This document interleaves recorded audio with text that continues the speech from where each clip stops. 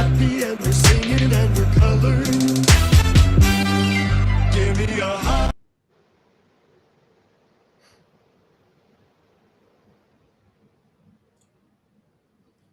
That intro disrespectful, just cutting off at the end of that. We gotta figure that out. But that got me upset. That got me mad. But what's going on, everybody? It's your boy Joe Castro, aka Philly Fresco. Here with my brothers from other mothers. Got my guy Big Game James here and my dog George Carmi. And his best enemies, man. We're gonna talk today about these quarterbacks. We're gonna talk about y'all mid quarterbacks. So shots will be fired today. I'm excited about this one. But what's going on, James? What's going on, Carmi? How y'all doing? Good, man. So, looking forward to NCAA football tomorrow, man. I don't know if y'all play video games. I'm pumped about that.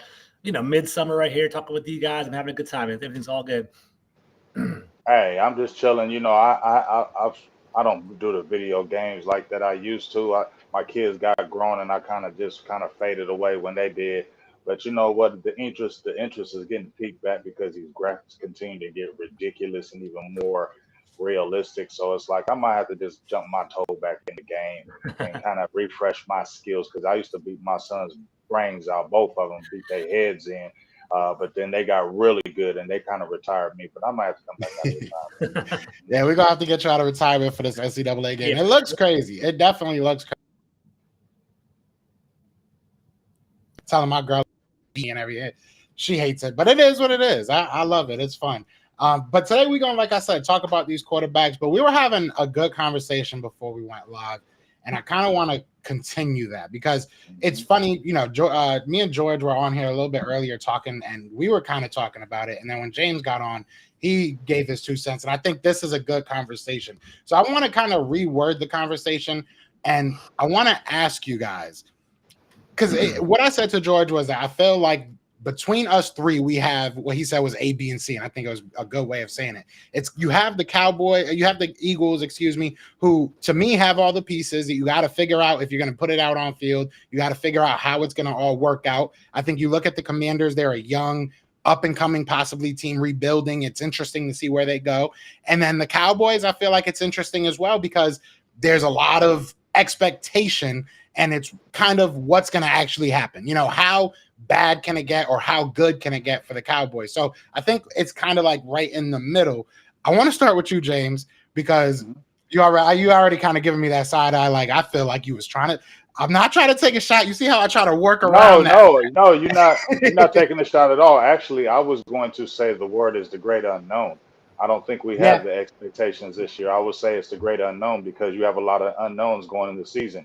You still haven't signed Dak Prescott. You still haven't signed CeeDee Lamb. You're going in a new system with a new defensive coordinator. You still haven't addressed the defensive tackle position.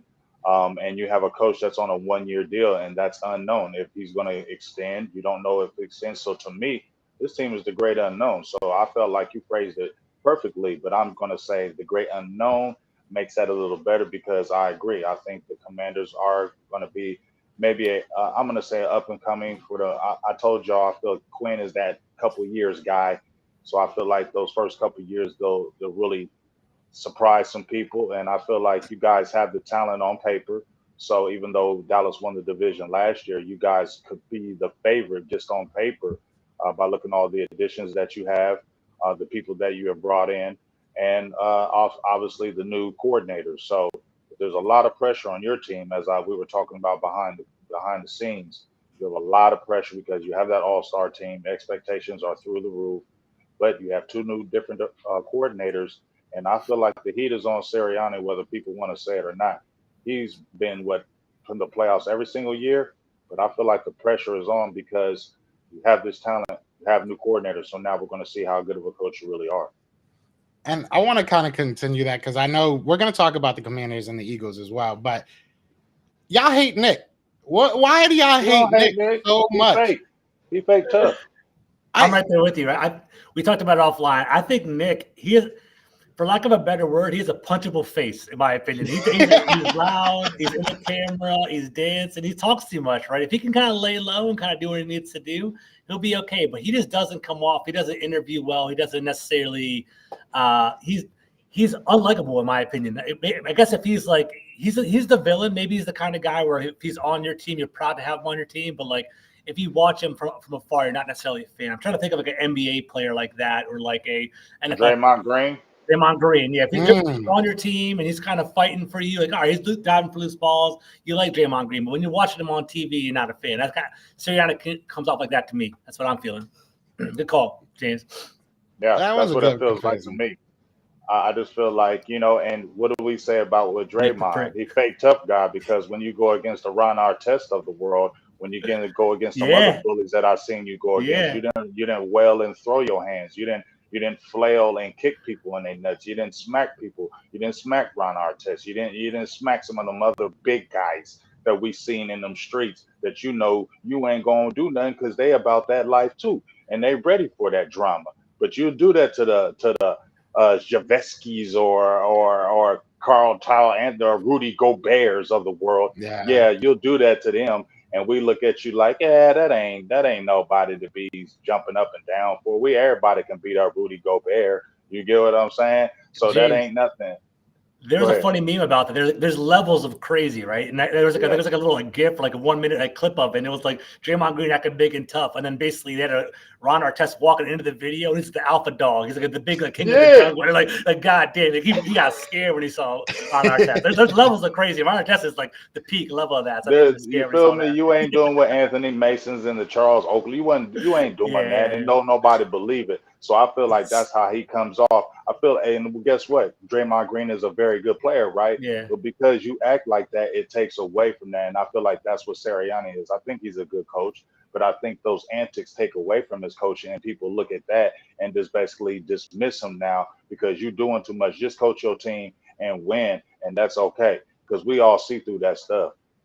Yeah, I will say you guys said that he does a little bit too much sometimes, and I agree with that. I think different things kind of trigger me a little bit. I don't want to even say trigger me, but maybe rub me a little wrong. Pause. Maybe like the t-shirts, stuff like that. Like stuff like that. It's maybe doing a little bit too much, but I'm okay with the emotion. I'm okay with you going crazy on the sideline. I'm cool with that. I kind of feel like that's who he is. I think last year showed he might not be the offensive, mastermind that we thought he is. And defensively, he doesn't really do much as far as scheming and stuff like that goes. So I think that's what he is. I think he's the emotion. He's the leader. He's the guy that kind of wears his heart on his sleeve. But I could see, especially the Draymond Green comparison, that actually kind of made a lot of sense to me. That makes a lot of sense to me. An Eagles fan said I got that Forrest Whitaker eye. Yeah. But hey, I'm Draymond Green too, I guess, But no, I get that. I definitely get that. I didn't know Jacoby Jones passed away. Yeah. Yes, I've seen that today. That threw me off because I didn't even see that he passed away. But I seen a person in the chat, in Twitter, that said gone too soon, and I seen him running, and I was like, "What?" 40 years old, man. 40 years old is sad. That's insane. That's crazy, that is but insane. Hey, life is short out here. Very short. Rest in peace to Jacoby Jones, man. That is crazy, man. That is crazy. Whew. That's tough, man. But all right, so we're gonna, I guess, keep talking about football. But yeah, rest in peace to Jacoby for sure.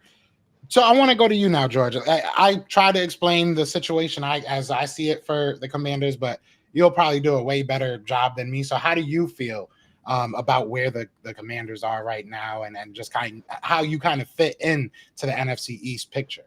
Yeah, man, we talked about it offline, and I think you nailed it too. I think the reason why our show works and why the NFC is so intriguing is, for one, it's some of the biggest markets in the entire NFL, so it just kind of draws people's eyes for one, right? And then two, each one of our teams are at different levels. I think this is my opinion, right? I think the Eagles are in that win now mode, and there's certain windows where teams can basically win the championship or not, right? The Eagles got Saquon Barkley, A.J. Brown, Devontae Smith, Dallas Goedert. They basically have everybody on their team on offense that they could potentially win. Their defense is young and up and coming, right? So the Eagles should be an NFC contender this year on paper, right? It's July, so on paper we'll see what happens, right? My honest opinion, the Cowboys, they're going to be a good team, but they kind of missed their opportunity about a year or two ago, right? I think they were the number 1 seed, James. I know you can tell me if they were high up there. Number 1 seed, they were 12-5, walking in. They won the division. They were loaded. They had Zeke, Zeke Williams actually was pretty good with Tony Pollard as the back, as a backup, change of pace back. They were loaded and they were about to win on cheap contracts, and they did not do that. Like, actually, they didn't do well in the playoffs. They got knocked out. So now things are every year slowly kind of knocking little pieces off of their, off the plate. Like wide receivers are leaving, certain defensive players are leaving, coordinators are leaving now. The Cowboys are kind of at a fork in the road, right? Like Dak Prescott, CeeDee Lamb, Micah Parsons. How are you going to afford all three of them? You got to make a move on one. Like, to me, I mean, you got to keep the quarterback, in my opinion, but I don't know if the Cowboys agree with that. But, Micah Parsons might leave, who I think is dominant. CeeDee Lamb's great. So, like, if the team kind of flops this year, I could see major changes. And maybe that's just me being, maybe McCarthy getting fired. I don't know if that's even on the table, but, like, certain players leaving, I can see that. So that's why I think the Cowboys are very intriguing this year. And then with the Commanders, they're a complete unknown. I think they're the unknown, right? I think Jaden Daniels kind of brings, like, he has that aura. He's a Heisman Trophy winner coming in number 2 overall. People want him to be successful because it's kind of like, that's kind of a cool up-and-coming team to kind of watch. So we'll see what happens there. But then again, Commanders are crazy because, he could be injured very quickly. He's, his not going into the draft was he's a kind of slight frame. And we don't know about Cliff Kingsbury as well. So, like, in theory, Washington is an up-and-coming team. Eagles are in that championship window, and the Cowboys could potentially be, their last hurrah. So I think that's why all three of us kind of have our different little niches there, in my opinion. Yeah. And to kind of round out what I was saying about the Eagles, I think your boy Big Doug kind of said it perfectly. I mean, Eagles' biggest problem right now is coaching. What are they going to do as far as the X's and O's go? I wish we would have been able to keep Steichen, but unfortunately it don't work like that. He got a better opportunity. So, but no, it does come down to that for the Eagles. The Eagles have, again, I'm going to keep on nailing that hammer. We have all the pieces. There's no excuses. You should be able to, you can complain about middle linebacker. You can complain about safety, but at the end of the day, you have a good enough team that on paper, you should be in contention. So it does come down to the coaching for me. It comes down to what they're going to do when it's all said and done. They got to go out there and play football games and they got to finish football games. I think that was the biggest nail in our, thorn in our side last year. It was obviously everybody looks at the collapse and they're just like, oh, they sucked throughout the games. They had leads, they had opportunities to win games. They couldn't finish any of those games. I think Seattle was probably the best, showing of that. We let Drew Lock moonwalk down the field. So somebody's saying no volume. Can you guys hear me? Yeah. Can you guys hear us? Yeah, perfect. Yeah. Okay. Right, might be Mike. Maybe get off soft mute. Maybe I see that too. Yeah, he might be Mike's issue. Yeah. But yeah. So anyway, what was I saying? Where was I? Well, let me throw a question. Drew Lock taking all the way down. But yeah, Drew Lock basically moonwalked his ass down the field on us, and that should never happen. That should never happen. But go ahead, George. My bad. No, I was going to ask you, man. I guess the one concerns, because I actually do believe that the Eagles are going to be pretty good this year. My thing is this: they end of the year 1-6. Like, as an Eagles fan, even to the people that are watching the show, feel free to hit up the chat. Are you concerned about that? There was a free fall at the end of the year last year. Do you think that's going to kind of carry on into 2024? Or do you think that was kind of like, Jalen Hurts was hurt and, maybe, Sirianni and the coaching staff was kind of pointing fingers? Like, what's the thought on that? Or how confident? Or is there any shaken confidence, I guess is the better question. I wouldn't even say shaking confidence, but you have to now, like, kind of go into the season like, well, because I'll say it's going to probably hit more if we're 5-0, 6-0, 7-0, if we're having a great, beginning to the year and it's not looking, dominant, because that was a big thing too. And shout out to James. I wouldn't admit it last year, but I've grown over this year, so I admit it now. He was 100% right. You saw it in those wins. You saw how shaky it was in those wins. So if we start seeing stuff like that in the beginning of the year, I think that's when you'll start saying like, oh, here we go again. And I think once this year, we're a domino away from being absolutely terrible. I truly do believe that. I feel like if something goes bad, something goes wrong, and I think it could just affect the rest of the team, and that could go on Nick Sirianni. I think that because he is the emotional leader. So me personally, I can't speak for everybody. Me personally, I'm always kind of in that we'll see what happens type of mode. But I do think this year you got to be even more cautious. Cautiously optimistic, I should say, because you just don't know. I really don't even know what happened last year. I'm gonna be 100%. It just, I want to blame our offensive coordinator Brian Johnson. I don't feel like he put a good game plan out there. Mm-hmm. I want to blame I don't even want to blame Sean Desai so much as the switch from him to, I forget what his name was even, Patricia, towards the end of the year. I think you saw a big difference in that defense being a lot worse towards the end of the year. So I think that was a big fault. There's so many things that happen. So it's hard to say, we changed it, we fixed it. So we'll see what happens. But I do think that we're good. I think that we're good, but yeah, I am a little nervous, but I think it'll really hit if we're seeing games kind of going down to the wire like they were in the beginning of last year. One last question for Joe. I want to get you off track. What's the one thing you're the most shaky about for the team? I think for Washington, I think our defense is going to be good. I think I'm kind of worried about our offensive coaches meshing and Jaden Daniels' health, and I think our whole season depends on that. What's the shaky element for the Eagles? What are you worried about there? I'm the exact opposite. It's my defense. I'm not. You worried about the defense? Okay. I think this offense the offense is strapped up. God forbid you have an injury, then we reevaluate it then. Mm-hmm. But defensively, I don't know what we're going to be. Everybody keeps talking about we got Vic Fangio. He's the creator of that defense, and he'll run it a lot better. I don't know if I like that defense that we've been running. So I don't know if it matters that we're bringing in the creator of it. So, we'll see. I think that we've played really soft when we've been trying to emulate his system. Maybe he doesn't play it like that. You obviously saw, Miami have a pretty good defense last year. So I'm a little bit worried. I'm mostly worried about the defense. If I had to pick like a side of the ball that I'm worried about, it's going to be the defense. But overall, I think coaching, overall, is just everywhere outside of special teams. I think Michael Clay has proved that he's good, but I don't know what Kellen Moore is going to bring. I don't know what Vic Fangio is going to bring. So I think coaching is probably the overarching concern, but if I'm picking a side of the football, definitely defense. There was a question for James that I wanted to bring up because I thought it was a good one.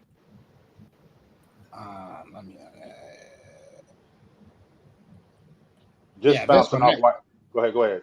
Yeah, no, right. I wanted to see how you felt about this because I think this isn't something we talk about a lot. And, you have talked about you wanting, especially during the draft, we talked about running backs. But I guess this is what you're going into the season with, I'm assuming. How do you feel about your backfield right now, currently? Shout out to Michael. Hopefully he can hear this answer. I feel like it needs an upgrade. I've been saying that, and I'm going to stay with it. I wasn't jumping up and down when they brought Ezekiel Elliott back. Y'all don't even know why you cut him if you brought him back. That's the bonehead thing that this already, number one, bothers me. Goofiness about that. But you bring him back, and what do you think he's going to do? He's going to get you some yards. He's going to get you some touchdowns, and he's going to be those guys who can get some dirty yards for you. We know this. But Dallas needs explosion. You don't have that. Rico Dowdell, he's injury prone. We've seen it again when he had his chance once again. He got hurt again. So now I can't believe that. Deuce Vaughn, he's tiny. I'm sorry, 5'5", 175, 180. Show me Dallas knows how to work that into an incorporation of the offense where he's a factor. I need to see that. So I can't just jump up, oh, we got Deuce Vaughn. I haven't seen y'all be able to work out Deuce Vaughn, and I didn't see him do any significant things. So can't get hyped on Deuce Vaughn. And then you have Royce Freeman. He's a good power back. He's pretty, fairly young, but he's power back. We need explosion. We were hating on Tony Pollard, but we knew what he was. He was the change of pace back. That's why you had Ezekiel Elliott. So it was the why did you cut Ezekiel Elliott for Tony Pollard? Why? Money thing. So that right there just tells you how weak that was when you cut Ezekiel Elliott for money. You signed Tony Pollard for that 1-year deal. You knew you weren't going to re-sign him. I ain't going to start getting mad because that's just corny thinking. That's just, to me, corny thinking of what you just did with that backfield right there. So, yeah, it needs an upgrade, and there were plenty of backs. Marshawn Lloyd, who I've been very adamant against for Joe, you know that I've been screaming his name from the heritage of the Himalayas, and he was available to get. They did not get him. A lot of people, he was 5'9", 5'10", 100, 225 pounds. So it wasn't like he was a small back built like Ezekiel Elliott, and he got juice. You feel what I'm saying? And now he goes to the Green Bay Packers. I bet you he goes over there and turns up. You know what I'm saying? So, yeah, we definitely need to upgrade the backfield. And, I was listening to what George said to me. Um, that was very good analysis from my point of view about Dallas. I definitely I think that's why I'm not so high on Dallas right now because there's in the NFL now, it's true. There are windows. Those are real. When you get a team, you have a certain window to win with that team. If not, you're going to have to break it up, start it over, and figure it out. That's the truth in this NFL. And it's usually like 3 or 4, maybe 3 or 4 years for that window. It's maybe because the way these salaries are and the cap, it is. So when I look at 22, 21, 22, and 23, them was our windows, dog, that we had young players, rookie contracts. But you got to win. Everybody knows when you get those guys and you get them on the rookie deals or them, you got to win. It's all Because about rookie quarterback. It's all about rookie quarterback for you real. get It them really is. lower deals. When you Mhm. sign Dak, you still had rookies coming in. You had young deals. You had to win then. And I said it when they drafted Michael Parsons. You better hurry up and win before his contract comes up. You better get to a Super Bowl before his contract comes up because then you're gonna have to break up the team to pay these dudes. You Yeah. feel me? Or you're not going to get the right type of guys. That is the truth. So I don't know. That's why I'm not high right now on this squad because I feel like you had that window. Now you got a coach in a lame duck season. They don't know. They keep saying they don't know what to do. In my opinion, on this situation, because you got 3 major dues to pay a lot of money, and I don't care when they say, "Oh, you can figure it out. These other teams do." Yeah, they can, but it's going to cripple other things. It's just the truth. It's going to take away from other things because you are paying a lot of money. Yeah, it will open up things for the quick, but in the long run, it's going to break up the team. That's like the $1 million question that's going on in DC right now. And I know we have to talk about quarterbacks in a moment, but like Brennan Ayuk, I don't know if you guys are catching it in your different worlds or whatever, but like Brennan Ayuk played with Jaden Daniels at Arizona State. They're like best friends, right? And on the Pivot podcast and these different things, they keep hyping each other up. And there's a lot of movement for Brennan Ayuk to come to DC because we need another wide receiver. Right? Terry McLaurin's pretty solid, but I think Brennan Ayuk is another level on top of that. And I think having both of them would really make Jaden Daniels' transition to the NFL so much better. The thing is, though, like, are we even in that window yet? I guess in theory we're in that window because we're a rookie quarterback. We don't even know if Jaden Daniels is going to be any good, right? So, is it important to pay $30 million for a wide receiver, Brennan Ayuk, and put him on this team when we're already paying $30 million for another or $20 million for Terry McLaurin? So it's very interesting right now. It's all about windows, and I agree with you, man. It's like that's why the NFL is so awesome. It's like every couple of years, there's like a short little window, and you can do it. Unless you have baby goat like Patrick Mahomes or Andy Reid as the coach of there, Andy Reid. Sorry, Eagles fans. Yeah, that is rare, exactly. So we'll see. That's crazy. And you saw even with Andy Reid when he was with Philly, it was a window. And after that window, it was like, okay, well, you know what, coach gone, quarterback gone. You feel me? Y'all had a window. Y'all had a window to win them championships, get to a Super Bowl win. It didn't happen. It broke up. That's what happens. That's what's going to happen with every team unless you got one of those guys. And it's very rare that you get one of those quarterbacks. It's rare. They're not out there just flying out there. And then Andy Reid was already a good coach. And to me, he got and the football god shined on him and said, "Hey, we're gonna look out for you now and give you a guy that you can win the championships with because of what you done did." That's what I feel like. Football guys have finally blessed him. You know what I'm saying? Andy's a real good coach. Andy's always very good coach, man. He's a good coach. He knows how to develop them quarterbacks, and he got the one. And when you're a good ass coach and you get that one quarterback, you see with Belichick and Brady, you're gonna win. Mm-hmm. And so that proves the quarterback does matter. Yeah, a lot. Yeah.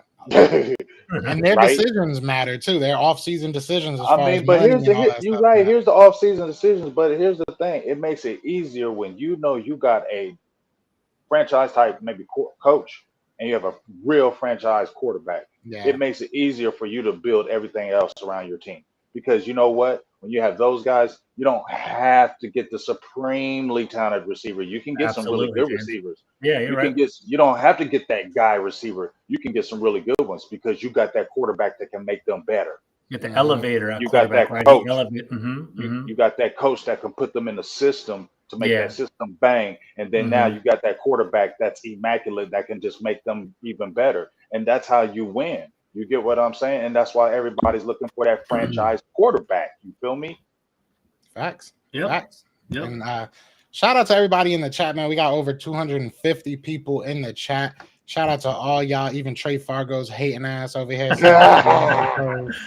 Even you. I love Shout out Trey. to even What's you. up, Trey? Yeah, I miss all y'all, man. You know, before we get into this, I know this off season has been crazy for everybody in this window right here. We all got lives, but it always surprises me and always, you know, it hits me a little different because y'all always here. Always 200 plus people going crazy in the chat. So I really do appreciate it. I know my boys do as well.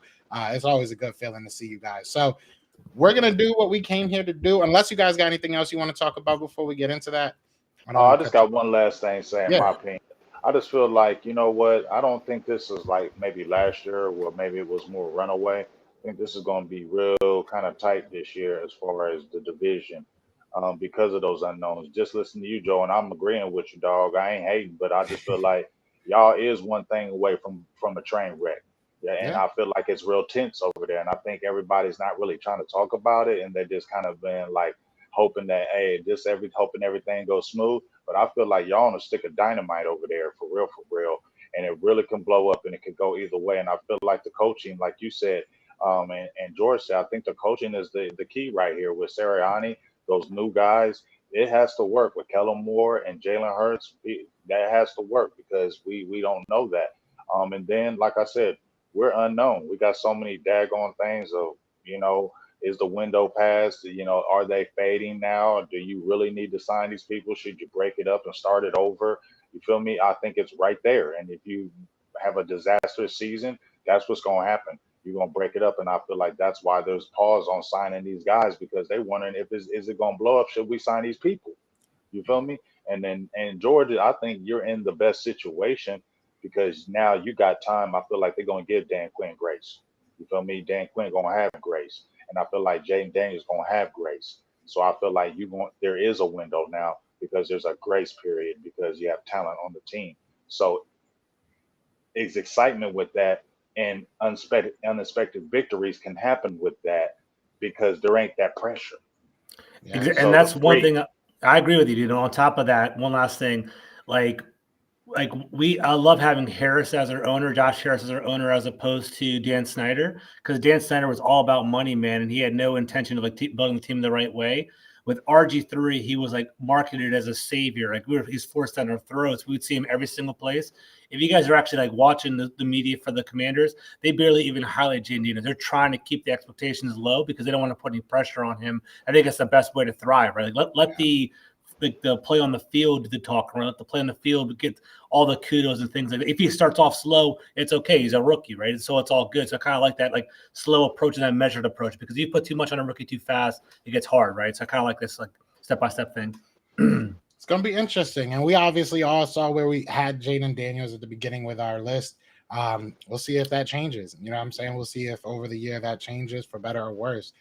So we are going to go through all these mid quarterbacks. This is our mid tier of the quarterbacks. I mean, these are good guys. You know what I'm saying? Mid has like a bad connotation with it, but these are all good players. I feel like if you're anywhere from 11 to 20, you're a pretty darn good player in the NFL. So shout out to all these guys. It's going to be fun. I'll go first because I know last time I went last. So we'll kind of reverse the situation, I guess. And I'll start at number 19, Anthony Richardson. Honestly, you know, the way I did this list is I started from the top and just kind of went with my heart, went with my gut. I didn't sit there and analyze numbers. I just kind of went with, you know, who I thought was there. I like that, Joe. Anthony Richardson, he's got every tool. It's going to be very, very interesting to see how he develops. I think that he's in a really good situation with, you know, formerly mentioned Steichen. I think that he's in a good situation with some good players, some good wide receivers out there. So I think that he's a really good player. I'm excited to see what happens. Again, like I said, just athletic freak. I mean, he has the size, speed, the arm. He has everything. So it's just going to be interesting to see how he develops. Could jump into the top 10, 15, could drop all the way down. So who knows? It's gonna be fun to watch.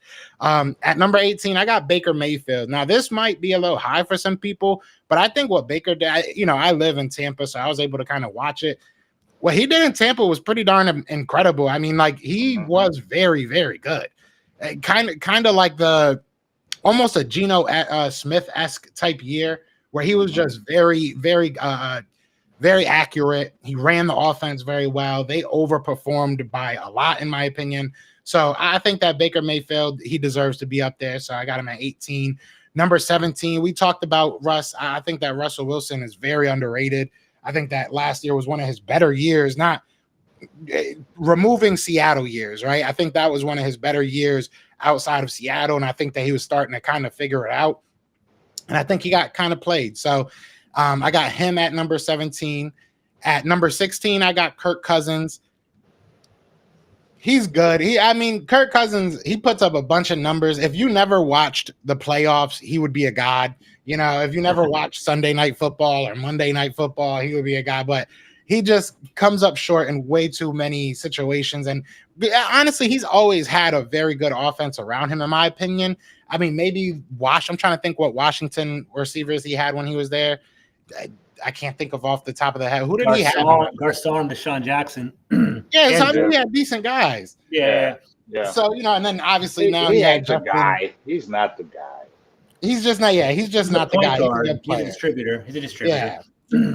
At 15, I got Trevor Lawrence. 15. Honestly, Trevor Lawrence, he can go up or down for me. I mean, I think around 15 is perfect. I think he's like right in the middle of good, and but I just don't. There was so much hype, and it's hard to kind of remove myself from all that hype that was surrounded around Trevor Lawrence. I don't think that he's lived up to that. You know what I'm saying? So I have to put him at 15. Number 14, Brock Purdy. I think that he's a good player. He's going to win you games. He's going to figure things out. I don't think that he's an elite talent, but I do think that he's a really good player, and again, he's just, some people just like even Tom Brady. You look at Tom Brady, I don't feel like he had the strongest arm. He was a very smart quarterback, knew where to put the ball, knew how to run the system. I think Brock Purdy has a lot of those qualities. He's not, obviously Tom Brady, but he has a lot of those same qualities. And then at 13, kind of I guess controversial. I've been seeing a lot of people talk about Tua lately, saying that he's only good because of Jalen Waddle and Tyreek Hill, which I mean that that definitely contributes to it. Don't get me wrong, but we've seen Tua lay that ball out there for them. I mean that's not easy to throw it to somebody that can run that fast. And we've seen other players with other great with other great wide receivers not be able to deliver. So I think that Tua is a very good quarterback, and we saw the difference when he got hurt. I think that's the biggest thing for him is his availability. He gets hurt a lot. But I think that he's right on the cusp of a top 10 quarterback, in my opinion. Number 12, Justin Herbert. Dallas fans, I wanted to kind of put him in the top 10 just to piss y'all off, like put him ahead of Dak. But y'all hate him. I feel like every time people like make a comparison to Justin Herbert and Dak, Cowboys fans lose their mind. But I don't think Justin Herbert's all that great. I think that there's been a lot of, I think after his first year, I was like, all right, his coaching kind of screwed him that year. But after this year, I'm kind of just like, I mean, you had a good team. Like, you got to do something. I'm over it. If you don't do nothing with Harbaugh, you're overrated. That's what I'm saying. Like, you got to do something, bro. And you're just like, I don't know. He's good. Don't get me wrong. He's definitely got the talent. He's got the arm strength. He's an athletic quarterback. He's a smart guy. But it feels like when the lights are brightest, he just kind of folds. And maybe that's unfair, but I just think that's where he is right now. Jordan Love is like a couple more games away from me putting him in the top 10. I'm gonna be honest with you. Like he was good last year throughout the season. He was pretty decent, obviously way better towards the end of the season. And then had that game against Dallas, but I don't think that that's enough just yet to put him in the top 10 over some of the other guys that I have there. But I think that he's, like I said, he's another couple game. I mean, come back to me week 5 and see what he's done, and I might have him in the top 10. I really do think he's a really good quarterback, and it just feels like Green Bay they just grow these guys on trees at this point. Like it feels like they always have another franchise quarterback ready to go. So I'm excited to see how far he can take this. But yeah, I think right now he's like right on the cusp. But I'm excited to see where he goes. Out of this list, I'm gonna be real with you. I'm excited to see where Jordan Love goes. I'm excited to see where Anthony Richardson goes, and I'm really excited to see where Tua goes because that's a crazy offense. So if he can stay healthy, he might be putting up ridiculous numbers. So yeah, I think that this is a fair list. I don't think that. Yeah, that's how I feel. That's how I feel. How y'all feel Good about list. I like your list. I ain't tripping on what you said. You know, I like how you went more like this is how I'm just like eyeing and looking at the quarterbacks instead of he had 10 big time worthy quarter passes and 7.3 it? percentage on the passes. I'm glad you didn't go PFF on me because I know you're working with him. So I'm glad you ain't go PFF on me. So I appreciate your list. If I'm looking at it, I see Justin Herbert. I see Tua. I see Trevor Lawrence. I just see Russell Wilson. I don't know about him being up there that high now, but it's Our good. lists are It's a very good list. similar. Yeah, Yeah, we'll it's a good whenever list. we get to. Sorry, Jim. Go ahead. No, I'm good. I was gonna say our lists are very similar to you and I, Joe. There's a couple people that I had maybe a little bit higher, a little bit lower, but I think for the most part we're on the same part. And like I think the mid list is pretty. It's hard. I think it's probably the Yeah, hardest it's a one mid list. of these exactly of all these conversations because any one of these guys can go up or down. It's a little bit different. It's easy to point out the worst 10 and the top 10, but the mid's kind of like they're all kind of about the same. They all have their warts, they all have different flaws in them. Yeah, facts. So Yep. since James, I think, had probably the most different list, Okay. we'll go with you next, and we'll Yeah, let let's go. George round it out. So James, you can go over your list now. All right. Where's my list at? Waiting for it. Okay, there we go. All right, so here goes my list. Uh, Geno Smith, 19. I like how he came back. Um, the year prior, threw for almost 4,000 yards. I think he threw for like 3,300 yards this past season, had like 20 touchdowns or something like that. But I feel like he came back down to earth, right? In my opinion, I never felt like Geno Smith was going to be the hype. I always felt like he was a mid quarterback, right? So I feel like he's in this list, and the reason why he's at 19 is because I feel like even though he didn't have a good year like he had the year before. I think it was 20-9 as far as the TD to interception rate, and I feel like they can win with him. But I just feel like he's only taken you so far, so he's a mid guy. Um, Baker Mayfield, he definitely had a resurgence, but I don't trust no Baker Mayfield. You feel me? I just don't. I thought he was never should have been a number one pick for real. I don't feel like his talent showed that, but he had a resurgence coming back. For what? Then you said Joe like 4,000 yards. Yeah, he did Um, good last year. He did. and they got to the playoffs. So, but I need to see it again. Okay, so that's where I'm at with Baker Mayfield. Let me see that another year, and then I'll think about really talk about maybe moving you up. But that could be one of them 1 year things, and you could fall back to earth how you was looking like at Cleveland. So we'll see. Just Go for ahead. like I'm sorry to cut you off, but just for No, kind of context, he had his best year last year. I mean, most touchdowns, uh close to the best. I think he had the best touchdown to interception ratio in his career, most yards, highest rating, and obviously beat the Eagles in the playoffs. So yeah, I mean, he had, like you said, a resurgence. I think that's a perfect way to put it. yeah, for sure. But once again, I need to see it again because I don't trust Mm-hmm. it. So we'll see again if he can do it again. Kyler Murray's next. You got a new, I think Gannon, kind of worked with him. We'll see. He got Marvin Harrison Jr. now. Kyler Murray, I don't know about. Sometimes I just think, okay, man, he kind of nice, and the other times I look at him like, man, he overrated, dog. You know what I'm saying? He's that with me. One time I watch him, I'm like, yeah, he kind of slick. Then another game I watch him like, man, he whack. That's what I feel about Kyler Murray. I don't know why, I just do. So that when they were hyping him as when he came out of college and him being the next great, I don't think that's ever going to happen. I don't feel like he's never going to be a next great now. I just always feel like he's going to be a mid-level quarterback now, and that's just who he is. He's going to win you some games, but I don't know if he's truly going to take you over to the next level. So I don't know if he's a franchise guy or not. So that's what I feel about Kyler Murray. So Kirk Cousins, you know, I ain't never been hyped on Kirk Cousins. Even when he was in Washington and Mike Shanahan was trying to hype him against RG3, and I was like, man, we already know what he is. You know what I'm saying? When you looked at Kirk Cousins when he was at Michigan State, you just already knew what he was, right? He could throw the ball, right? He gonna throw some yards. You know he gonna throw some yards, but he ain't never doing nothing for your team. Like you gonna win some games with him, but nobody's ever fearing no Kirk Cousins ever. Not in my opinion. Nobody fears Kirk Cousins. So that's why you always gonna be a mid-level quarterback. Trevor Lawrence, I feel like you the same way. I feel like you overhyped. You're not a generational guy. I don't feel like that. I feel like if you get a real good coach, I think Peterson is good for him. So I think that helps him. Um, I, where did he? I need to. Maybe I'm wrong, but where's this extreme arm and this extreme generational talent when you look at Trevor Lawrence? Am I wrong here, y'all? Do y'all look at generational when you look at Trevor Lawrence? Because that's what they said about him. I don't see that. You know what I mean? I just see you as a made guy. You got the good receiver Brian Neighbors Jr. I believe from LSU. So you got some speed, you got some weapons. You feel me? But mm, you're a mid guy. Um, Tua, that's why these guys are mid level.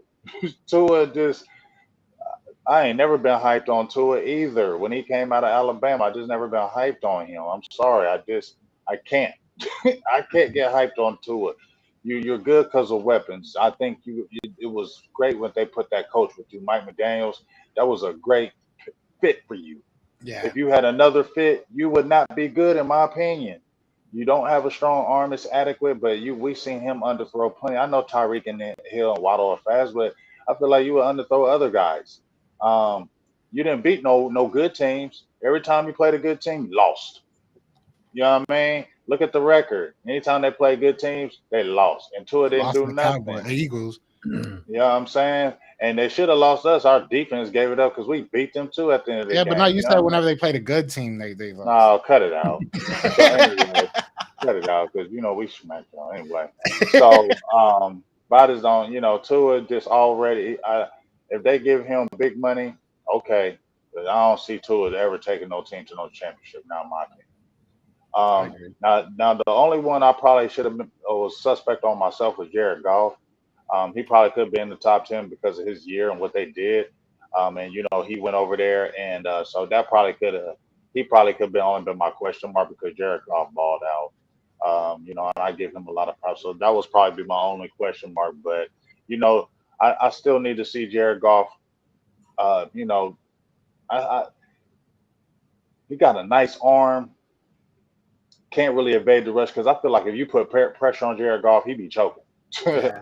because he'll Mhm. throw them interceptions. You feel me? So I think that's the only my only trap my thing with Jared Goff. Like if you give him time, he nice, but when you pressure him because he don't really have mobility, he throws interceptions. Okay, Yeah. and I feel like if you really get after Jared Goff, you can rattle him. So I think that's the reason why I keep him like I teeter him, right? Um, Brock Purdy, I probably could have swapped him, but Brock Purdy got a great system. You know, now Brock Purdy's really good, but what if Brock Purdy was with the Browns, or what if Brock Purdy was with, the Giants? Yeah. Do I think Brock Purdy gonna be doing all that? I don't know. See what I'm saying? Like you got a dope system over there in San Francisco. You got ballers over there. Yeah. The whole squad ballers. You with maybe the Colts. I don't know if Brock Purdy doing that. I agree. Mhm. So I gotta keep you out of that top 10 for me. And I'm agree with Joe with Jordan Love, you knocking on the table. And one thing I'm gonna say about Green Bay, if you look at their quarterbacks, they let them sit. Maybe that's one of the reasons why they good. Jordan Mhm. Love said how many years behind Aaron Rodgers? Aaron Rodgers said how many years behind Brett Favre? And I believe when they got Brett Favre, he was sitting before Magic Bukowski got hurt. You feel me? He wasn't just inserted in the lineup. He was sitting. So maybe that's one of the reasons why them quarterbacks were so good in Green Bay. They let them sit and develop and watch, and then they come in and they ready and they hit the ground running. If you notice that, so maybe that's a method that they can look. But everybody's so impatient; they want to play these quarterbacks now. Sometimes waiting helps because you see how they're developing over Green Bay. So I think Jordan Love, in my opinion, has his toe right at the doorstep of that top 10. And like you said, this year can really cement it for him for me. Yeah, I think that what George said about, not putting the pressure on these young quarterbacks, I think that was the perfect way. I mean, obviously, when you're, the number one, number two, number three pick, you probably have to. But if you can, I mean, look at the Eagles. It wasn't necessarily planned to go like this. Obviously, we thought that Carson Wentz might be that guy for a little bit longer. But I mean, they always are getting insurance policies. So it makes sense, grow somebody, groom them in your system, and try to get the best out of them. Before we give our opinion too much, James, you do have a super chat. Oh yeah, appreciate my dog for the 4.99 holler JC Cowboys Network. Please go out there if you're a Cowboys fan or you're just a fan in general of film breakdown. This dude, I'm gonna just tell you, I'm gonna just give you your flowers right here. His production is sick, dog. Didn't he He do just one of your nephew or your? yeah, yeah, Juju. He Yeah, I just watched did that. this last one, bro. Did you see that production on that, Joe? Yeah, he killed it, bro. Shout out to him. Yeah, I didn't realize that's who it was. Shout out to JC. That was really dope. He killed that, and go check out another one. He's good. So if you're a Cowboys fan and you're really into film breakdown and really like to see those type of things, man knows what he's talking about too. Please, I'm giving you a shout out. Please go sign up now. Go follow. Go subscribe. All that stuff. This man is the truth, and I appreciate what he did because that was a great video. But that's the super chat. I appreciate for the 4.99 holler, and please, I will support you like no other because you got some good stuff over there. Yeah, and shout out to all 300 people still in the chat. You know what I'm saying? While you're here, definitely go show him love. But, show all the guys in the video love as well. Sure, go shout out to in the description. You'll see James' link. You'll see George's link. So definitely shout out to everybody. Hit that like, hit that subscribe wherever you are. But I like this list. I mean, it is similar to, I think all three of us kind of have pretty similar lists. The only thing I would say is I'm right there with you with Jared Goff where I want to see him do it again. But I think he's really good. I think Jared Goff is really good. He is. Yeah, I think that, and that's saying a lot coming from me because especially when he came out with Carson Wentz, I was dogging. I was dogging Jared Goff. I did not think he was a good quarterback. He was in a perfect system. Everybody thought that McVay was the next coming of Jesus and whatever. So he to me, he really showed me something to be able to do what he did with Detroit. Now, don't get me wrong. They have weapons and, they have a good system out there, but he was that guy. I mean, they didn't draft the quarterback because of him. There was a lot of conversation out there about drafting the future of the franchise, and they didn't. They paid Jared Goff, and they're going to keep him there. So shout out to Jared Goff, but I agree with you that, I do want to see it one more year. He was done dirty, too, coming from Los Angeles, going over to Detroit. They sent him to exile, so he came over to Detroit thinking he was going to flop, and he landed on his feet. So I give him props there. I like Jared Goff. It worked out for both teams. That's why you rarely see that, too. It did. Yeah, I mean, I think that's like I said, that was my only one where I thought maybe I should rethink that one because I'm 100% with you, Joe. That's when he came out and was like the top pick. I said, "What, Jared Goff? He weak, bro. Like he is not that guy." And then you saw when he came in, Fisher, he was terrible. But then, like you said, you got a really good coach. You got a guy that could really coach you up. And then you go to a Super Bowl. But then I'm thinking, man, you just had a really good coach. He put extremely amount of great talent with you. All you had to do was bus drive that. You get what I'm saying? Mm-hmm. But to see you get traded, just like you just said, George, in exile, because that's what they thought. Well, we just gonna trade you to Detroit, and you just gonna be nothing. I feel like he's the reason why that they came up. Yeah, you had talent, but you had to have a quarterback to really guide that. Because he played it better than Matthew Stafford did in Detroit. You get what I'm saying as far as coming in and doing that. So that's where I feel like that's my pause as far as the quarterback, because for you to leave one team and win, and then he trades you and go to a team that's not that good, perennial, and then they start winning. Yeah. Now I got to say you're a pretty good quarterback. That's true. That's a good point. He was close to bringing him to the Super Bowl. I mean, that's insane. That is insane. So, yeah, shout out to him. It's going to be fun to see what happens with this team. I mean, let me ask y'all this question. Now that we said all that, right? He obviously got drafted by them. Was he right to be to draft him? Yeah, like, are we looking back and saying that? I mean, because we see what Carson Wentz became. So, I mean, was Jared Goff the right decision? It's a great question. I mean, he's like I said. You leave. That's why I said with Kurt Warner. You know, Kurt Warner was nice, right? We saw him with the Rams. He was nice, right? He left. You know, he got hurt up over the Giants, but then he went right over to the Cardinals and won two, and then went to a Super Bowl. So now I'm like, okay, Kurt Warner was legit, dog. Like he a legit quarterback. If you leave one team, in my opinion, and we're good, and then they get rid of you, and you go to another team, and you're good with that team too, you're a good quarterback, dog. Yeah, I agree with that. I'm actually looking at the draft class 2016. I am too. It seemed like a pretty, I don't know if it's a weak draft class altogether. It's a pretty weak draft class because it goes from Jared Goff, it goes to Carson Wentz and Christian Hackenberg. Shout out to Penn State in 51. Let me see anyone else around here.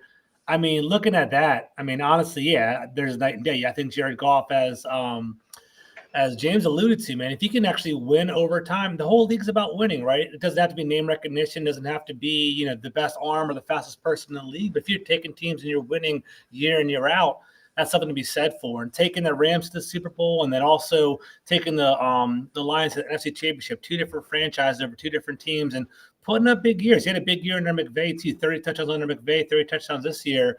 That's something that means he can produce at this level. So he's doing something right? So that's why I give him the benefit of the doubt there. Yeah, it's interesting. It's going to be fun to see what he does next. I mean, because like we all said, he's right there. He's right there. And I think that's a really cool story. If he was anywhere else, it would probably be getting way more attention, but nobody wants to show love to Detroit. So I hope he makes a little history. If the Eagles don't win the Super Bowl, I wouldn't be mad if they did. I'll say that. I was rooting for Detroit, so I agree with you on that. Yeah, I wanted to see them do something. So last but never least, you know what I'm saying? That's our dog. So we got the Washington Commanders representative, one hand up. It's funny. I'm doing before we get into that, I know it's a tangent, but I'm doing like a Madden franchise league. Just one last one before tomorrow. Yeah, and I'm actually the Commanders, so it's actually been kind of fun playing with Jaden Daniels. But there you go. You got your list. Talk us through it, brother. So this list, man, it's crazy. We were talking about it. It's like you kind of have to factor everything in: physical talent, the situation that they're in, longevity, production last year. So there's definitely a lot to factor in 11 through 19. Baker Mayfield, man, we gave you this list a couple of weeks ago. Now that I've dived deeper into Baker Mayfield, I kind of feel like I did him a little bit dirty, man. He had a good year last year, as you talked about it, 30 touchdowns last year. He elevated Mike Evans. Mike Evans had 13 touchdowns last year, 1,200 yards. People kind of sleeping on that. So Baker Mayfield did have a good year, but I guess the concern is the thought that I had in the back of my mind is very similar to Geno Smith. Was that just had one outlier a year? Is it going to happen again? So I give him his flowers. I think Baker Mayfield did a good job, but can he do it again? It's kind of my big long-term concern. So he could have been higher, but I actually like Baker Mayfield. I think he's a competitor. So if he does good again, more power to him. But do it, show me twice. Don't just do it one time for me. So that's Baker there. Kyler, just like James talked about, he is so polarizing, man. When he's healthy, he could be an MVP candidate. I know it's kind of hard to say a couple of years ago, and but the problem is he's not healthy. He gets injured. He had a crazy torn ACL the year before last year. Spent most of the offseason rehabbing and came in halfway through last season. Came back, played okay, but came back kind of playing subpar. But I think Kyler Murray is a fun watch because there's someone that small and can create on his own and can throw the ball. I think he's just kind of fun to watch. But I still think he has something to prove because I think now we're starting to see a new wave of mobile quarterbacks, right? Kyler Murray isn't the only one. We have Anthony Richardson now. We have Jaden Daniels now, Lamar now. Even Justin Fields, when he was playing quarterback, there was mobile quarterbacks. So he's not unique in that regard, but he is interesting. And we'll see what happens with him and Marvin Harrison too. I think Marvin Harrison Jr., he's elite, man. One of the best prospects out there. Can Kyler Murray feed him the ball? I'm kind of curious how that will go. So I think the reason why Kyler Murray is low is the question marks that surround him. Aaron Rodgers, man, I think he's 17 because of respect. But guys, I think he's washed, man. I think he's like, 40 years old, coming off that Achilles. His mind's on other things right now. He's focusing on like, going to dark caves and eating mushrooms. I don't even know if he's even like into freaking football anymore, right? So I'm like, I don't even know what's going on with him.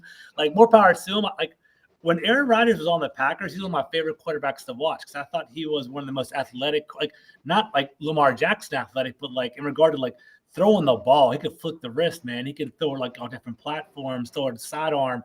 Aaron Rodgers was fun to watch. So I really enjoyed watching him. But, I think he's on the twilight of his career. I don't know if he's really into it anymore. And we'll see what happens. The Jets a defensive team. Like, Garrett Wilson's interesting, but like Breece Hall's pretty interesting. But can he elevate everybody else? So Aaron Rodgers is kind of like, I don't know about him, but we'll see what happens there. Trevor Lawrence, I think he's at a perfect spot, sitting there at 16. We don't know what's going to happen with him. He was deemed generational. He was the number 1 rated high school quarterback in all of the United States of America. He went to Clemson, was undefeated. He, won some championships there.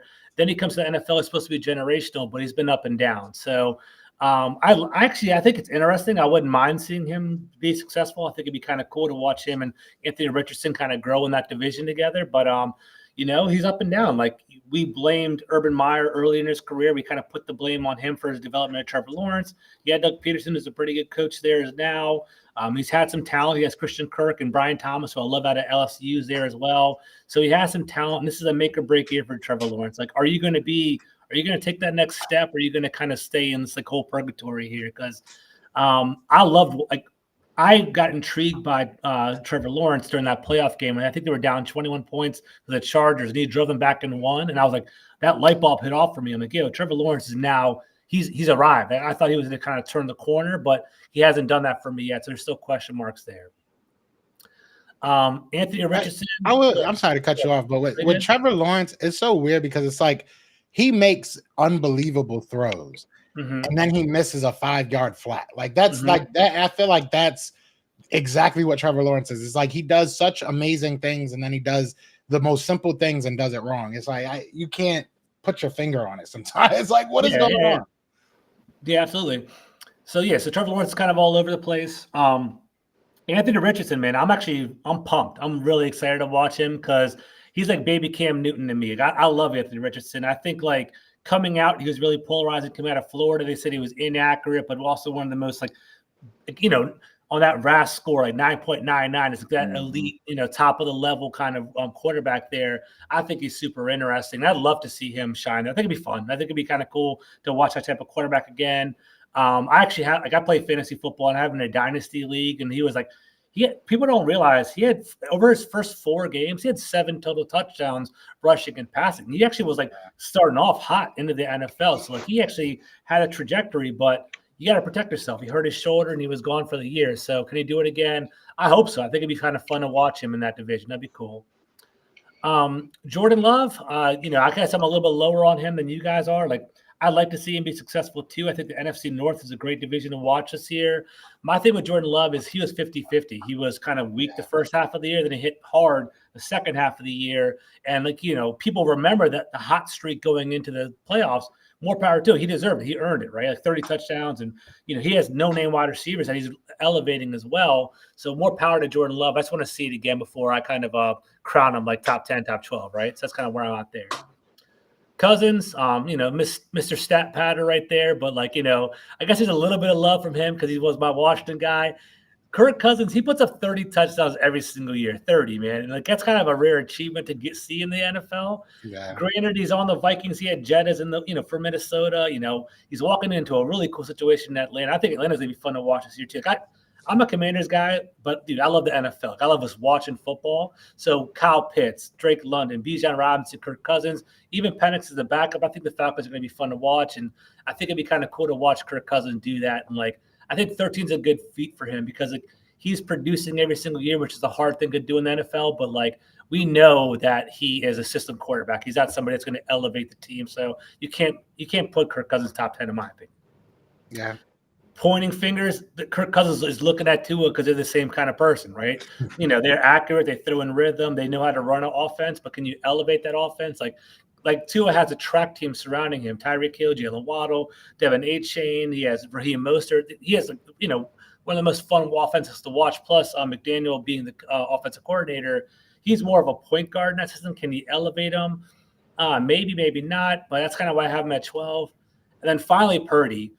Purdy, I actually like Purdy. I think Purdy is, I think he's kind of overrated on the national landscape. Like if you put him on the Giants, if you put him on the Browns or any other, whatever, the Jets, is he going to really elevate the team? No, but that's not what it is. He's on the 49ers. He's going to sign a long-term contract, and most of his career is going to be in San Francisco, right? And I don't see Shanahan going anywhere. So the Purdy we're seeing now is the Purdy we're going to see for the next 5 years. So that's where you have to kind of look at where you're going to judge him.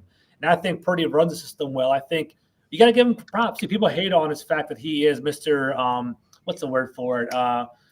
The last pick of the draft, whatever. Mr. Irrelevant. Mr. Irrelevant. People hate on him because he's Mr. Irrelevant, but dude, he overachieved, and I think that's kind of like we got to give props to that, right? It's kind of cool to give props to Mr. Irrelevant. So I don't mind him being at 11. He could probably be even higher depending on this year. He has the best weapons in the league, man. Brendan Ayuk, Deebo Samuel, George Kittle, CMC. He's surrounded by talent with a great offensive coordinator, and he runs it well. So, and people sleep. He had 30 touchdowns. I think he was either first or second in the NFL. He went in second or third, actually. I think Dak was the leader in the passing touchdowns, if I remember correctly. Yeah, that's correct. That's correct. So Purdy's second or third, man. You can't hate on that. So that's kind of where I'm at here. And hopefully, if he does another little big year again this year, about most of the top 10 for me. So that's kind of where I'm at with Purdy. So I don't know. What do y'all think about my list? I respect that. Before we give our opinion, you do have another super chat. This guy wanted to lie. What are you talking about? Hurts is mid. Should be a mid on this list. Hey, all I'm gonna say about Hurts is, Joe should really give me some props on that, because remember I told him, I said, let's see it another year after that Super Bowl run. I said, let's see it another year and let's see if he does what he does again. And if he does it again, then I'm like, okay, yeah, Hurts. But Hurts don't put pause in people's minds. I think it's the turnovers with Hurts. If Hurts can calm down with the turnovers, I mean, he ran our offense. Our offense was all over the place, but he put up points. He put up numbers, but it was turnovers and a lot of turnovers. But I mean, we'll see. We'll see what happens this year. As far as Carmi's list, I like it. I mean, I think that you opened my eyes a little bit with Aaron Rodgers. I think foreshadowing probably put him a little bit too high. I didn't put him that high, but I probably put him a little bit too high. Because you are right. I mean, it's going to be interesting to see what he does with the Jets. I don't even know if he wants to play. There were talks about him being the president and stuff. Like the stuff that he's been involved with this offseason is just so out there.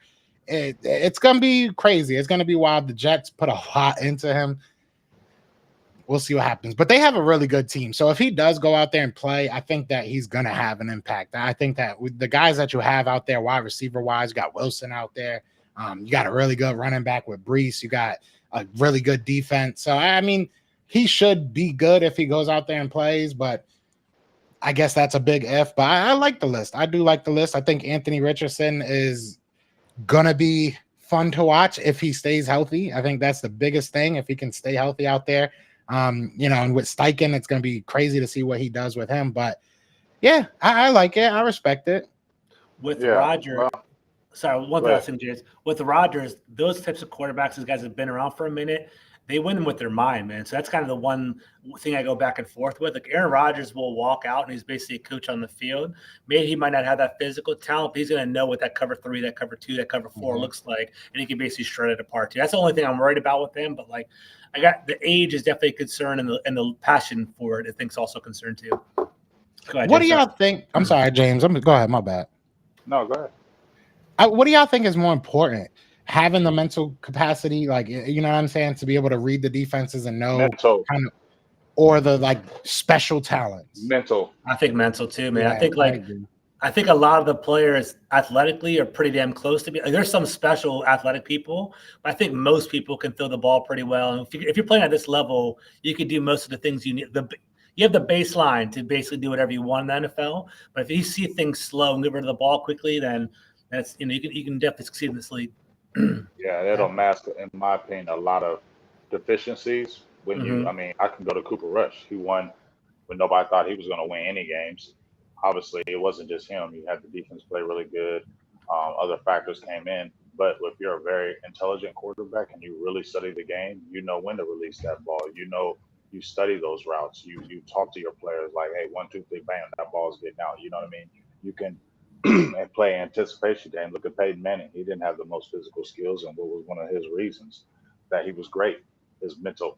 He studied the game like no other. And we've seen tons of quarterbacks if they're good, good physical capabilities. Look at Brady. Did he have any physical capabilities like that? No, but he knew the game. You know what I'm saying? Mm-hmm. What's up, my dog, Rome? You know what I mean? So I definitely feel like it's mental. But me, looking at your list, I think the thing with me is too, with Aaron Rodgers, because I agree with George. He opened my eyes in that aspect of, yeah, he shouldn't be in there. That's who I was looking at the flop was Yeah. Mm-hmm. him and Jared Goff. Him and Jared Goff were my flop guys. So those were either the guys I was going to flip. You know what I mean? Mm-hmm. So that's where I was having but I feel the reason why I would, still mess with him because he still got an arm. Mm-hmm. Even how old as he is, he still has an arm. And just like you just said, George, he can read. He knows how to. He done seen it all. He go Mm-hmm. up that down line of scrimmage and he see it. So just in that, and he got weapons. He still should be successful. It's just how's his team gonna play? You get what I'm Mm-hmm. saying? Yeah. I don't feel like he's that leader guy. I feel like he's not a leader like that. He's gotten by with those immense talents, and Mm-hmm. that's what's the interesting part with New York because he ain't really the leader. We've seen that in Green Bay. He didn't win nothing like that, and they had squads. You feel Mm-hmm. me? Um, so that's the only thing with me with him is leadership. Yeah. And you have another super chat, James, Okay, all from right, keep them Hawaii. bad boys in there. I like that. Which one? Which, From ooh, we got Hawaii. They got oh, you that's got my dog, Hawaii Young Will. fans. Yeah, that's my dog, Young Wilson. He been down since the very beginning. But James Aloha just stopped by. Keep up the great work, all of y'all. Just want to come by. We must play with heart, brain, and toughness on both sides of the ball. Aloha, that's my guy. Shout out to the $10 holla. But we'll see. That's all I'm gonna say about that team. Everything that you described, I don't know if that's gonna happen, but maybe it might happen more with Mike Zimmer being the defensive coordinator because I do feel like he will bring some more toughness that I don't feel like Dan Quinn did. I feel like Dan Quinn, not to hate George, but Yeah. I feel like he's a soft coach. I always felt like he was Mm. a soft coach. When they brought him over to Dallas, me and Boss Cowboys did a show before they brought him over and said he was a soft coach. But the reason why the Cowboys did it was because he's a named guy and he coached the Legion of Boom. He helped coach the Legion of Boom. But I Mm-hmm. don't think he wasn't the main guy. It was Gus Bradley. He came. He got that team after Gus Bradley. Gus Bradley had Yeah. that team before him. You get what I'm Yeah. saying? And Yeah. when you look at him in Atlanta, it's early. He did good early, but what happens? He be choking in the end. The most worst gaff ever in Super Bowl history. And then we seen him in games. So I'm just saying, George, y'all got him. We ain't scared of Dan Quinn, dog. There's a little tingly bitterness. I can hear every time I Yeah, come I on love the show. It's all good, Usually though. it's me and him Good. fighting. Yeah, Usually yeah, it's me yeah. and him. I'm just chilling. I don't even know where Dan Quinn came. We're talking about quarterbacks. It's all good. I got it. God, George, like, bro, I'm just chilling. We're talking I'm about trying to Bill fight. McClay. All right, guys. We'll see what's up. Yeah, it's all good. Shout out to Young Wilson, though, bro. We might have to do a best of enemies in Hawaii if he's out there. You know. Yeah, what I'm saying? please host us, man. We're down for that. My boy say he likes beaches. You know what I'm saying? We could go out to one of the most beautiful ones. Absolutely. True. Yeah. So that's our mid-tier list. Next week is going to be interesting. All right. If you guys come here to watch me and James yell at each other, next week is your week. I know a lot of people want to know what we think of Hurts and Dak. And I know I'm excited to kind of hear what George thinks about our takes on that and obviously see his list. Y'all got anything to say? I mean, we got 350 people in here. So shout out to all y'all. Be sure to hit that subscribe wherever you are. But yeah, I mean, next week gonna be interesting. Y'all got anything y'all want to say to these beautiful people? No, thank you for the chat, man. You guys are blowing it up consistently. There hasn't been 1 minute where we haven't seen people going up and down. I appreciate it. Being the commander, I'm the outsider walking into this group, and you guys are welcoming me with open arms. So I appreciate that. So Much love to everybody in the chat. I appreciate it. We love you, George. We love you. Thank you, Yeah, brother. definitely. George, you got to Love shout him all out around. before you give your final words. But Yeah, for sure. Love that you're on the channel because it's good. You came in at the right time because you got a new coach, you got some hope over there, and it's going to be very interesting. So actually, going to be some real competitive games. So I'm excited I love for it. it. But once again, we're not scared of nobody from no Dan Quinn. Okay, we're not scared of y'all. Okay, we're not worried about y'all. And then you Eagles, man, we ain't thinking about y'all. Y'all got y'all some. Y'all got unknown, just like we got unknown. But I ain't trust me. I ain't hyping us. It's just going to be a I feel like it's going to be a real packed NFC East this year. For real, I feel like it's not going to be that runaway division this year. I think it's. We ain't worried about the Giants, but I really think this is going to be a 3-team thing. And once again, not hyping Dan Quinn, but the first couple of years, you got nothing to lose. You might be sneaky, win some games out there that nobody thought you would win. So I think that's what make the race tight later down in the season. So I think it's going to be very interesting to see. It's all about Daniels, man. Yeah. It's all about, if Daniels is good, it's going to be a fun ass season for all three of us. It'll be a fun little Sunday conversation. If Daniels comes in because he looked like a RG3 clone, the way he built, the way he plays. Yeah. So if he comes in and does like a RG3 thing, it's going to change the whole damn. It's going to throw the whole damn division topsy-turvy if he comes in balling, and it's all on him for real. If he comes in balling, the whole team, you got a good squad around him. It's gonna be fun. I'm gonna be interested to see. It's gonna be fun. Yeah. So next week we're gonna do our top 10, and I might add this because I kind of like this comment. He said we should do a top 10 who you would want to lead your team with a game-winning drive. Ooh. Maybe do like a top 5 and add that to next week. We'll talk about it and we'll talk it in the back. That's an interesting thing. And Rome, I'm not gonna talk. You're gonna be actually surprised with my list. Everybody, I think James and George already saw my list. Maybe not, but y'all will be surprised. Y'all gonna be surprised. I did not hate on Dak. I try to be honest, and I think it's very fair where I put him. I think y'all be very surprised, to be honest. I was surprised. Okay. Look. Sometimes I look at the list and I'm like, did I write this? Who? I thought maybe George took over James took over my computer or something. Like, who wrote this? Oh, okay. He really up there then. Yeah, he's up there, man. I gave respect where respect is due. I've been saying it even on Twitter. But I don't really understand the conversation, the back and forth. You know what I'm saying? It is what it is at this point. I think Dak has shown. We'll talk about it next year. Next week. But other than that, man, I appreciate everybody that has been in this chat, man. We're still at 360.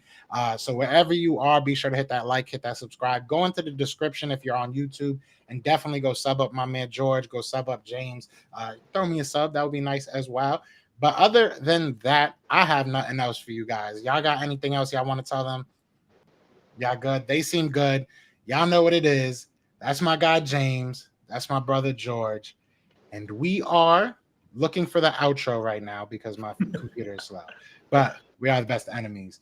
Peace.